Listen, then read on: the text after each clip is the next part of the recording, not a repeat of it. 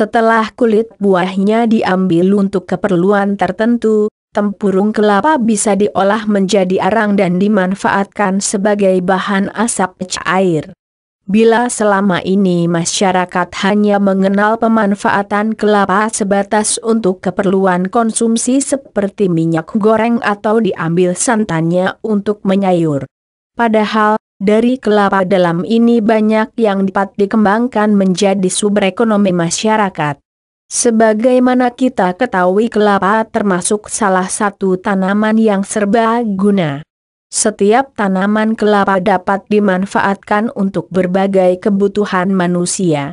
Kelapa juga memiliki beberapa manfaat bagi kesehatan. Daging kelapa mengandung berbagai enzim yang sangat berguna bagi kesehatan, terutama dalam pencernaan manusia. Batang kelapa dapat diolah menjadi bahan bangunan, bunga kelapa dapat diambil niranya untuk bahan baku gula merah, daun kelapa dapat digunakan sebagai atap rumah, akar kelapa obat-obatan dan zat pewarna. Sedang tempurung batok kelapa dapat diolah menjadi arang batok kelapa, arang aktif, obat nyamuk bakar. Arang batok kelapa banyak dimanfaatkan bagi industri pengecoran besi, industri karbon aktif, industri tambah udang, industri tekstil. Sabut kelapa dapat diolah menjadi serat sabut kelapa, coco fibre, ampas sabut kelapa, coco dus, air filter mating, rugis, tali. Sabut kelapa juga dapat diolah menjadi medium tanaman. Kabid Bina Usaha Produksi Perkebunan, Dinas Kehutanan dan Perkebunan Lampung Tengah, Radik, mengungkapkan, tempurung batok kelapa selain dimanfaatkan arangnya, juga bisa dikembangkan menjadi bahan baku asap cair.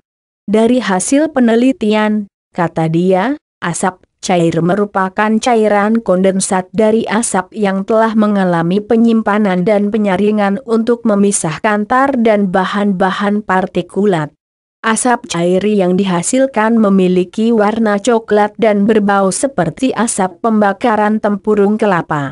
Diketahui bahwa kandungan utama asap cair tempurung kelapa adalah asam asetat, 51,99%, fenol, 19,90%, metilasetat, 5,37%, furfural, 4,56%, hidroksiaseton, 2,90%, guaiacol, 2,62%, dan siringol, 1,85%.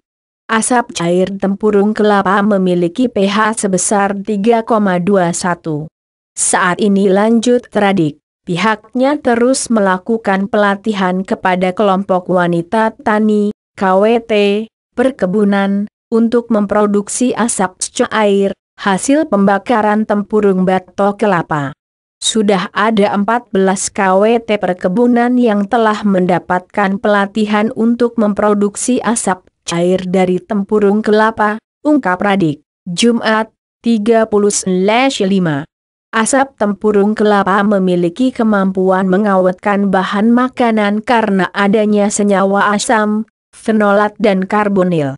Kami sedang melakukan kajian kemungkinan penggunaan asap cair untuk pengawetan daging, ikan, mie dan bakso, kata Dr. Sugiono, peneliti dan staf pengajar Departemen Ilmu dan Teknologi Pangan Fakultas Teknologi Pertanian, FATETA, IPB, di Bogor, Selasa.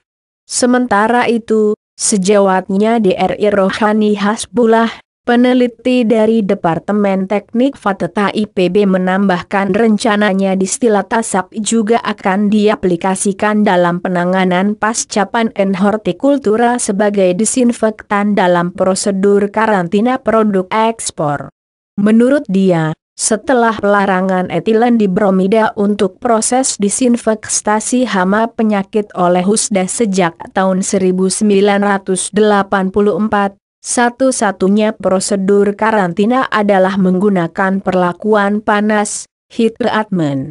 Di pasar internasional, kata dia, agar produk segar buah-buahan bisa diterima, Penerapan prosedur karantina mutlak diperlukan untuk menjamin buah-buahan atau sayuran dari serangan hama penyakit. Sedangkan Dr. Dadang dari Departemen Proteksi Tanaman Fakultas Pertanian IPB mengaji distilat asap sebagai insektisida pada sayuran.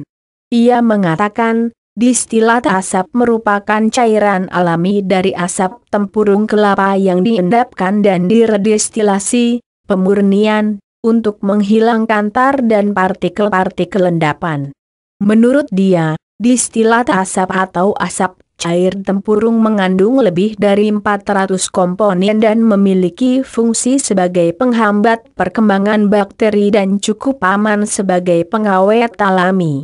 Cara memproduksi asap cair, katanya, tempurung kelapa dikeringkan agar kadar airnya konsisten, kemudian dibakar dalam perapian dengan pengontrolan oksigen, waktu dan suhu.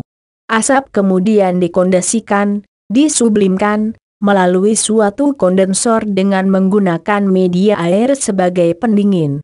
Kendati sudah mengikuti pelatihan pembuatan asap cair, kata dia, para KWT tersebut belum mampu memproduksi asap cair secara besar-besaran, karena masih terkendala alat produksi.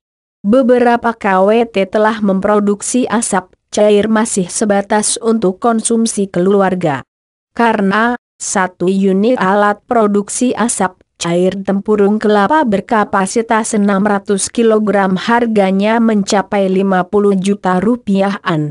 Khasiat cairan tempurung kelapa. Asap cair tempurung kelapa ternyata banyak kegunaannya, bahkan bisa menjadi alternatif sebagai bahan pengawet makanan pengganti formalin. Dari hasil penelitian, asap cair tempurung kelapa mengandung senyawa fenol, yang mampu menghambat pertumbuhan bakteri atau jamur sehingga dapat digunakan sebagai pengawet maupun disinfektan. Proses pembuatan asap cair tidaklah sulit bahkan sangatlah sederhana. Pembuatan asap berlangsung selama pembakaran tempurung kelapa yang ditempatkan pada alat pembakar yang sudah diberi pipa penyuling yang terhubung dari tutup tangki pembakar. Dari proses pembakaran tempurung akan keluar asap cair yang kental seperti kecap. Cairan ini masih masuk kategori grade 3. Asap kental ini belum bisa digunakan untuk pengawet makan, tapi lebih digunakan untuk pengawet kayu agar tidak dimakan hangat. Agar dapat dimanfaatkan sebagai pengawet makanan seperti ikan asin, asap cair grade 3 dilakukan proses lanjutan untuk mendapatkan kualitas yang lebih baik grade 2. Sedang untuk pengawet yang dicampurkan ke dalam makanan, asap cair grade 2 harus diproses kembali untuk mendapatkan kualitas yang lebih baik yang bisa dicampur ke dalam bahan makanan seperti bakso atau mie. Menurutnya, hasil penelitian antara IPB dengan Badan Litbang Pertanian mendapatkan kesimpulan bahwa asap cair tempurung kelapa dapat berfungsi sebagai disinfektan yang menghambat serangan penyakit antaraknosa pada penanganan pasca panen papaya, sehingga dapat mempertahankan mutu dan memperpanjang masa simpan buah. Bahkan petani karet di Bandar Mataram, Lampung Tengah, sudah menggunakan asap cair untuk menghilangkan aroma busuk getah karet atau lateks. Asap cair juga sudah dicoba untuk pengawetan ikan asap. Hasilnya kualitas ikan asap sangat baik. Untuk pengawetan ikan asap, cukup menggunakan 10% asap cair dari air yang digunakan untuk merendam ikan. Setelah air untuk merendam habis maka dilakukan proses pengeringan ikan.